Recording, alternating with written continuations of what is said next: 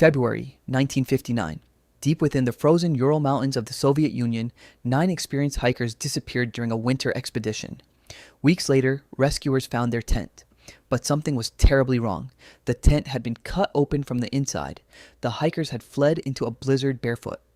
Some wore only underwear, despite temperatures below minus 30 degrees Celsius. Their footprints led into the darkness. When their bodies were finally discovered, the scene raised more questions than answers. Broken ribs, crushed skulls, missing eyes, a missing tongue, and traces of radiation. More than 60 years later, the Dyatlov Pass Incident remains one of the world's most disturbing unsolved mysteries. What happened on that mountain? And why did 9 experienced hikers abandon safety and run towards certain death? The story begins with Igor Dyatlov, a 23-year-old engineering student and experienced mountaineer. In January 1959, Dyatlov assembled a team of 10 hikers from the Ural Polytechnic Institute. Their goal was ambitious. They planned to cross the northern Ural Mountains and reach Autor-10, a remote peak whose name roughly translates to "don't go there." The route was considered one of the most difficult winter expeditions in the Soviet Union. Every member of the group was highly skilled. These were not amateurs. They were trained hikers accustomed to extreme conditions. The journey began on January 27th.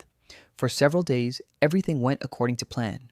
But one member, Yuri Yudin, became ill and turned back. At the time, he felt disappointed. Years later, he would realize that his illness had saved his life.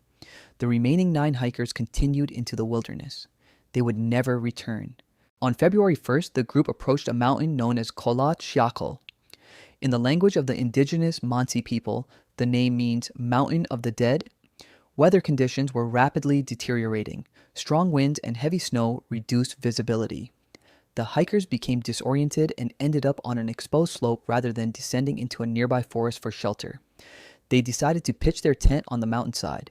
It was a decision that would become their last. According to recovered journals and photographs, the group appeared calm. Some photos show smiling faces.